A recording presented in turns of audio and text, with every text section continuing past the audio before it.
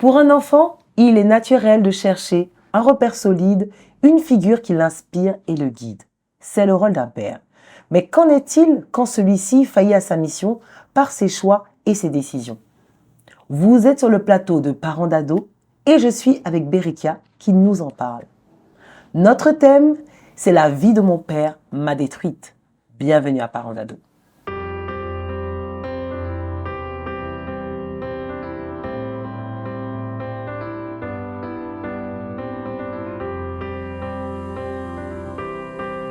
Tous les mardis à 18h, nous nous retrouvons sur ce plateau pour parler de sujets qui nous concernent. Alors, ce soir, je suis avec Berikia. Berikia, bienvenue. Merci, coach Mélie. Sur le plateau de Parents d'Ados. Alors, nous parlons du sujet « La vie de mon père m'a détruite ». Est-ce que tu peux nous expliquer? D'accord. Eh bien, la partie de mon histoire qui a à voir avec ce thème-là commence à mes 5 ans. Un soir, mon père me dit « Viens, on va manger quelque part ». Je lui dis « Ok, bon, il faut savoir aussi que j'étais très proche de mon père et tout parce qu'il était très patient, parce que je parle beaucoup. Donc j'ai beaucoup de questions, tout le temps papa, papa, papa et tout. Et il a le temps pour moi et tout. Donc j'étais très proche de mon père quand j'étais enfant. Et là, c'était chose courante qu'on sorte des fois. On sort, on va manger et il est 20h, 21h. On attend qu'on va à la gare. On attend quelqu'un. Il y a une femme qui vient et je vois que la femme, elle vient, je me dis, ok, c'est qui, je la connais pas. Et il embrasse la femme sur la bouche. Pour un enfant de 6 ans, je me demande, en fait, je me dis pas que c'est pas normal, mais je me dis, bon, peut-être il y a un truc qui cloche et tout parce qu'on a laissé maman à la maison. Et on finit de manger avec la femme et tout. Et je me rappelle que c'était l'amour fou, quoi. Pendant qu'on mangeait et tout, c'était l'amour fou, être de tout heureux et tout. Je comprenais pas bien. Je me disais, c'est pas normal ou bien. Bon, on a fini de manger, on est rentré à la maison et il me dit de dire à ma mère, si ta maman te demande où est papa, tu lui dis que bon, papa, parce que mon père a un hôtel. Tu lui dis qu'il allait à l'hôtel, aller voir des trucs et tout, alors qu'il était allé là-bas avec la femme. Donc déjà, moi, enfant, c'était la première fois que je me disais que probablement il y a un truc qui clochait et tout, non. Mais bon, j'ai vraiment pas compris. Je rentre à la maison, je dis à ma mère, mon papa allait faire un truc à l'hôtel et tout. Et est-ce que cela arrivait vraiment fréquemment avec ton père? Oui, très fréquemment. Je suis issue d'une famille nombreuse et parmi tous mes frères, c'était moi qui ramenais partout et tout. Viens, on sort, viens, on va ici et tout. Et j'ai jamais rencontré la même femme 2 fois. Si mes comptes sont bons, j'ai rencontré plus de 10 femmes différentes. Et le truc bizarre, c'est que ces plus de 10 femmes-là connaissaient ma mère. Elles savaient que mon père, ma mère était l'épouse de mon père, mais elles, ça ne disait rien et tout. C'était normal qu'elles soient les copines de mon père et tout. Et je me rappelle comme ça qu'un jour, mon père et moi, on allait à Boaké et il me disait que je voulais aller dans une école, je voulais aller dans un internat. Et ma mère disait que non, il ne fallait pas que j'y aille et tout. Et mon père me disait dans la voiture qu'en vrai, tu sais, que là, ta mère, elle ne veut jamais rien comprendre. Ta mère, quand il s'agit de toi, elle n'est pas vraiment d'accord pour te laisser faire les choses et tout. Mais quand il s'agit de toi, seulement moi seulement, je suis de ton côté et toi, que ta maman n'est pas de ton côté. Donc c'était tout le temps, mon père, il est en train de me dire que quand il s'agissait de moi, quand il s'agissait de ce qui m'arrangeait, il était de mon côté, pendant que ma mère, elle était toujours contre moi et tout. Et aussi, dans la réalité, c'était pas vraiment faux, parce que j'étais assez turbulente. Et ma mère, elle était un peu dure et tout. Donc, il me disait en catimini qu'en vrai, tu vois, moi, je suis toujours en train de charbonner pour toi. Je fais en sorte qu'on prenne des décisions en ta faveur avec ta maman et tout. Non. Et c'est comme ça, j'ai vu plusieurs femmes. J'ai vu plusieurs de ses copines, on sortait et tout. Et mon père, il me disait comme ça que ma mère n'a pas fait de longues études. Elle s'arrêtait en primaire et tout. Et toutes les copines de mon père, elles avaient si elles n'avaient pas de grand niveau, elles avaient fait l'université. Donc, il est tout le temps en train de me dire que ta maman, elle n'est pas de ton côté parce qu'en vrai, elle n'est pas allée loin à l'école. Donc, il y a des choses qu'elle ne comprend pas, tu vois. Elle n'a pas notre réflexion. Parce que nous, on est des intellectuels. Ta maman, elle n'a pas ça, tu vois. Donc là, nous, on pense haut et tout. Voilà, donc ce sont des choses qui me répétaient tout le temps et tout. Et du coup, à la maison, moi, j'ai commencé à mépriser ma maman. Je me disais, c'est vrai, toi, tu n'as pas fait de longues études, tout ce que tu dis, tout ce que ton raisonnement, c'est pas très développé, c'est pas à notre niveau parce que nous, on a fait des études, parce que nous, on est intelligents, parce que nous, on est intellectuels et tout. Ce qui faisait que j'avais beaucoup de mal à respecter ma maman. Je ne respectais pas du tout ma maman, je ne la considérais pas. Il y avait vraiment distance entre elle et moi. Et il arrivait des fois qu'on lui dise que ton mari sort avec tes femmes, ton mari sort avec tes femmes et tout. Et je sais vraiment pas comment elle raisonnait, mais elle se disait que si c'est avec moi que mon père sort tout le temps, c'est qu'il y a des choses que moi je sais qu'elle elle ne sait pas. Et elle m'appelait de la chambre, elle me demandait, toi, qu'est-ce que tu fais avec ton papa quand tu sors? Qu'est-ce que tu vois quand tu sors avec ton papa? C'est combien de femmes tu as vues et tout. Donc moi, au début, je me disais, s'il y a quelque chose à dire, c'est pas moi qui vais le dire, c'est mon père qui va le dire et tout. Et tout le temps, elle était en train de me cuisiner et tout, mais je disais rien. Des fois, elle pleurait, me disait que mais si tu me dis pas, comment je fais pour savoir, pour connaître ma position et tout et tout. Moi, je me sentais pas concernée par tout ça et tout. Wow. Et au fur et à mesure, au lieu des larmes, ça a commencé à être des paroles méchantes. Elle me maudissait, elle me disait que tu sais, ce que tu es en train de me faire, tes enfants vont te faire ça. Ton mari va te faire ça. Non, elle me disait des paroles blessantes et tout. Que non, tu n'es pas ma fille, que tu es méchante, que parmi tous mes enfants là, c'est toi la plus méchante, que toi, non, toi seulement. Je pense qu'un jour, elle m'a dit non, toi tu peux savoir quand on veut me tuer, tu vas laisser, on va me tuer et tout. Mais ce genre de paroles que j'en avais pas de valeur pour moi. Quand vraiment, moi, j'étais pas ça. Genre, moi, elle me disait des fois comme ça que toi, Berekia, là, je suis pas ta mère et tout. Je suis pas ta mère. Parce que c'était ta mère, tu allais me dire, genre, elle voulait jouer avec mes émotions. Mais depuis longtemps, moi étant... Tout ce qui la concernait, là, ça me regardait pas du tout. Je me sentais vraiment pas concernée par la vie de ma mère et tout. Et donc, ça a continué comme ça. Et en 2020, je suis allée en vacances chez mes oncles et tantes. Et les mercredis soirs, on faisait la prière avec un pasteur. Et j'ai remarqué que quand le pasteur commençait à prêcher et tout, moi, ça m'énervait. Et pendant cette phase-là, cette phase août, juillet-août, du moment où je me douche et du moment où je m'habille, c'était comme si j'étais en train d'une transe. Je ne sais pas comment je fais pour choisir mes habits, mais j'étais tout le temps en noir. J'étais tout le temps triste. Tu es encore en noir, là? Ah, ah mais non, là, c'est différent. Parce que là-bas, parce qu'en ce temps-là, j'arrivais pas à porter notre couleur. J'arrivais pas, je pouvais pas. Je sais pas, c'est comme si, je prends un exemple. Des fois, je peux prévoir de porter un habit de couleur. Mais quand je sors, je suis en noir. J'arrivais pas. J'aimais la couleur noire, j'étais mélancolique, j'étais très triste. Et quand je suis arrivée chez mes oncles et tantes, il m'arrivait des fois où je me mettais à pleurer et je pensais à mon père et je me disais, papa, pourquoi tu es parti et tout. Alors que mon père était vivant. Oui, mon père était vivant. Je me disais, ah, papa, pourquoi tu es parti? C'est comme si, quand je pleurais, c'est comme si mon père me manquait. Mais en ce temps, quand j'étais partie chez mes oncles et tantes, il était à Abidjan. Donc, je ne comprenais vraiment pas mes réactions et tout. Et à chaque fois que le pasteur prêchait, ça m'énervait. Il y a une voix qui me disait, mais lui, il dit quoi même? En fait, quand il prêchait, c'est comme s'il faisait un dialogue avec quelqu'un.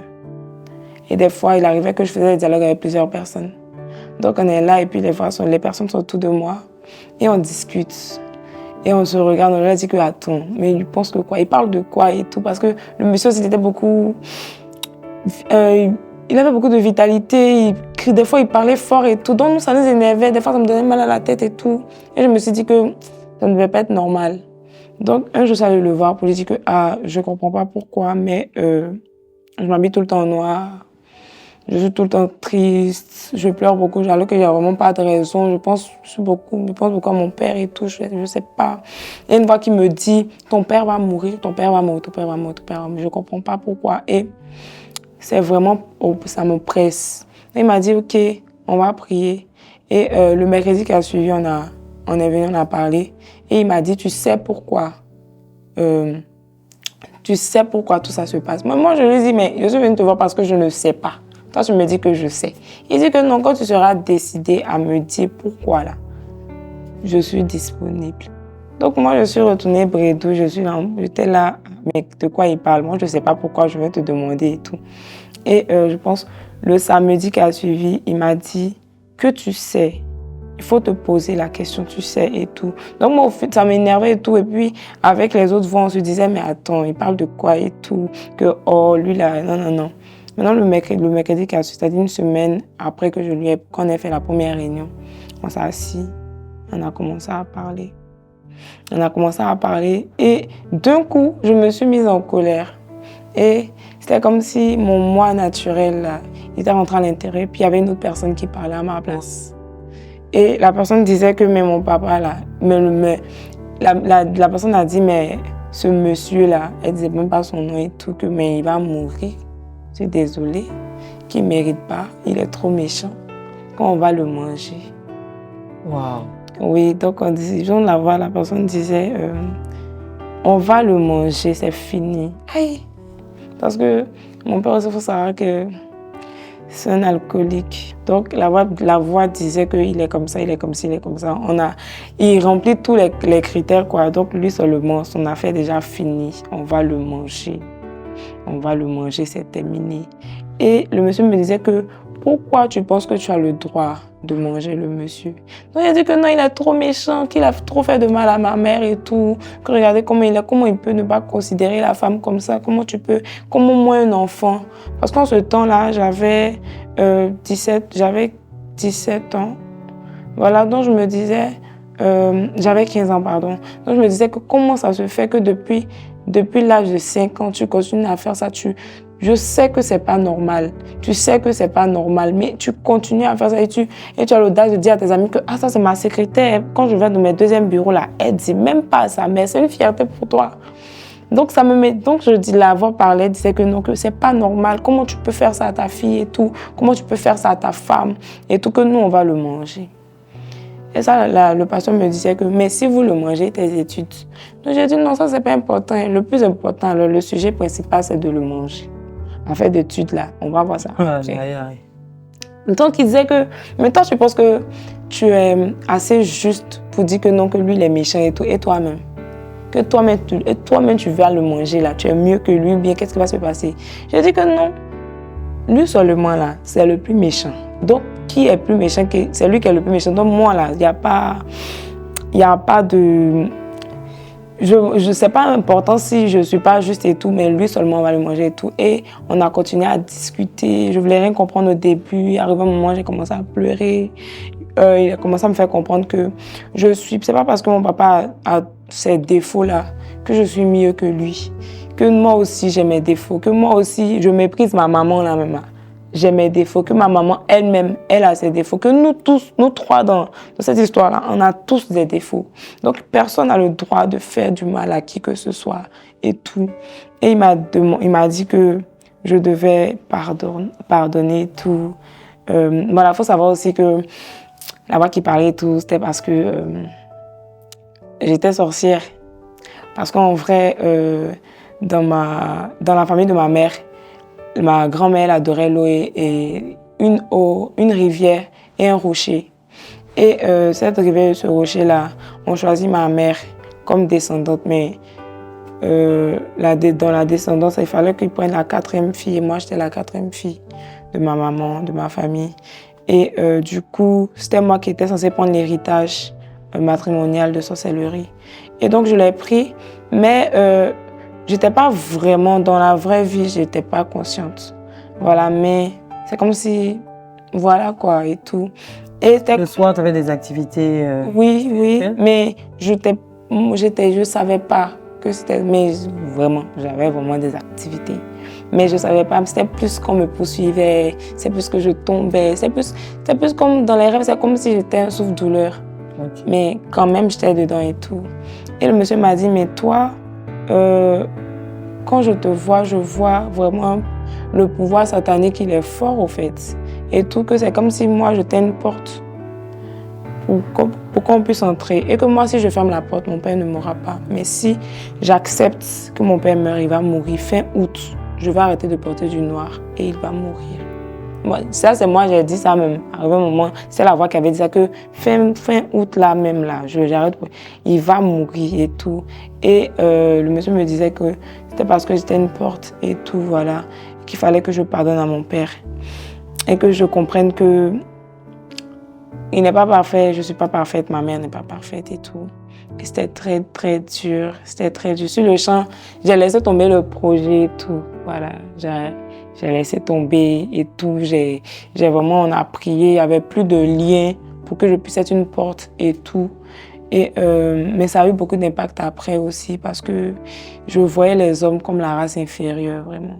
Je me voyais vraiment pas en train de me marier et tout parce que dans ma tête, c'est comme si le même scénario allait se reproduire. Ça veut dire que l'image que tu as eue de ton père t'a donné de transposer une image des hommes qui était mauvaise. Oui.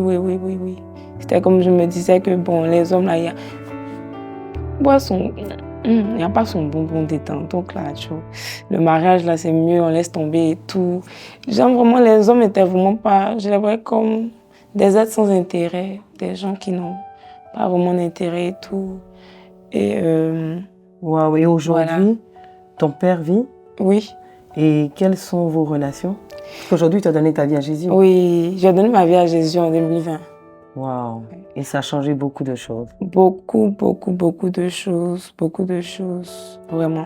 Quelles sont tes relations avec lui? Est-ce que tu as réussi à lui pardonner? Oui. J'ai réussi à lui pardonner, mais avec mon père, on a des relations professionnelles. Oui, mon père, c'est quelqu'un qui pour lui, les émotions n'existent pas. Ok. Donc là, tout ce qui est émotionnel, ça n'existe pas. Ce qui est émotionnel, c'est là. Ce qui est réel, c'est l'argent.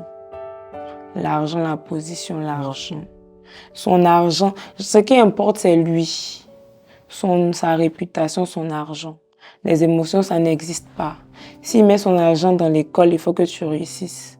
C'est tout. Donc avec lui, on a des rapports professionnels. Allô papa, j'ai réussi. Allô papa, Si on se parle, c'est l'argent. Si on se parle, c'est école. Si on se parle, c'est bonjour. C'est tout. Oh.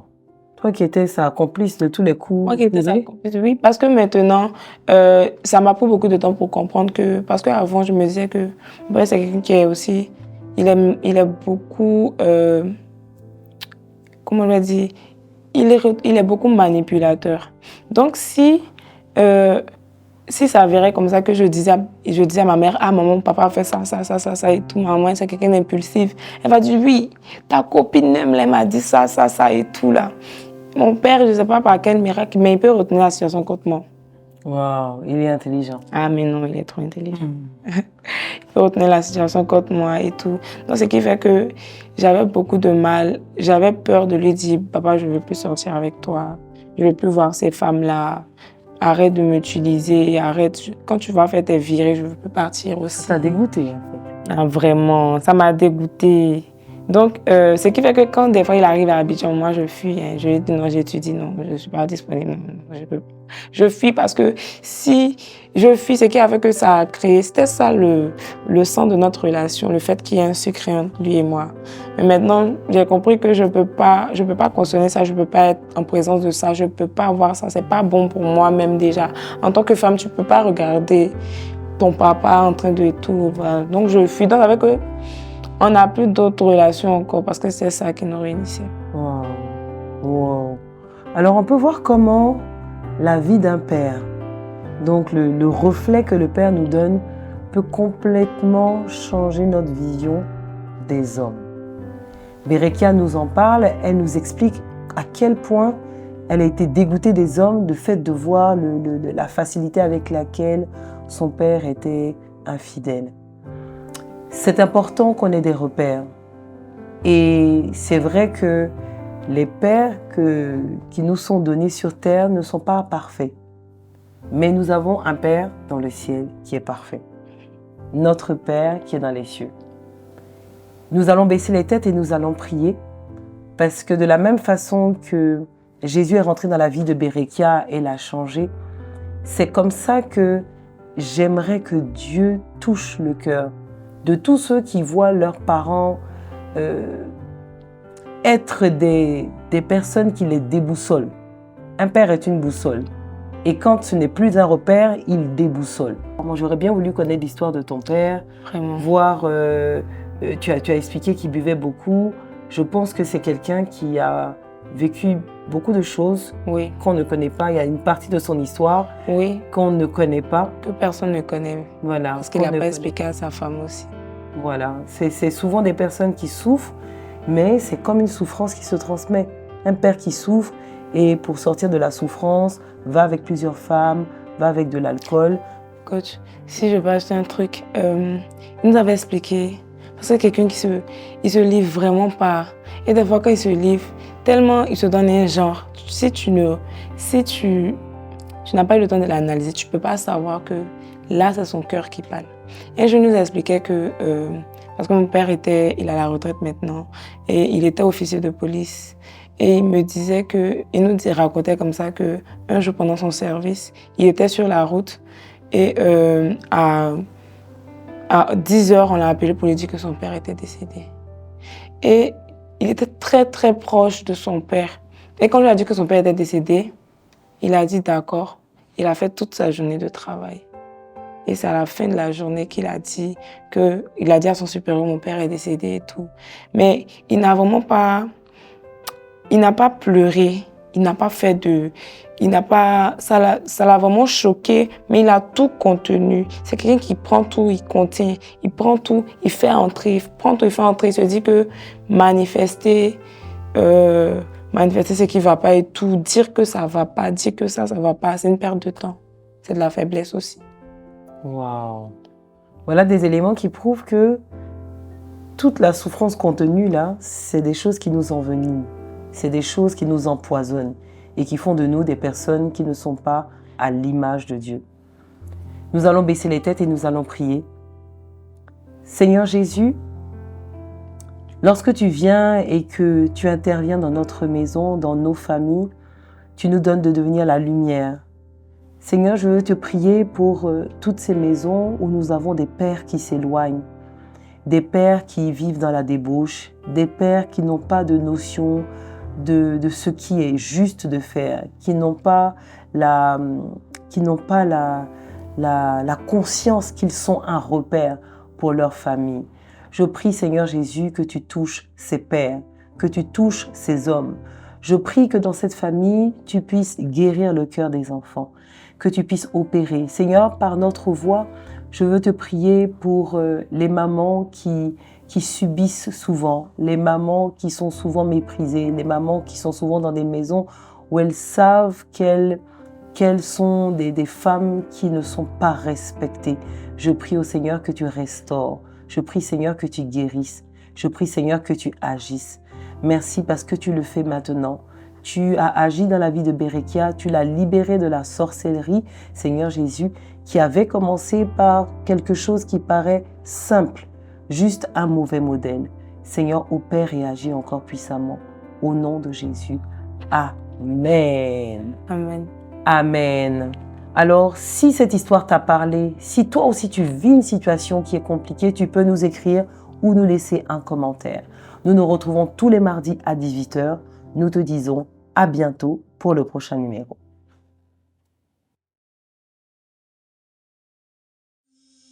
On se rend compte qu'il y a plusieurs charges en fait. Et c'est comme si, même si tu veux pas mûrir en tant que seule fille aussi, tu deviens mature avant ton âge parce que tu fais face à plusieurs challenges.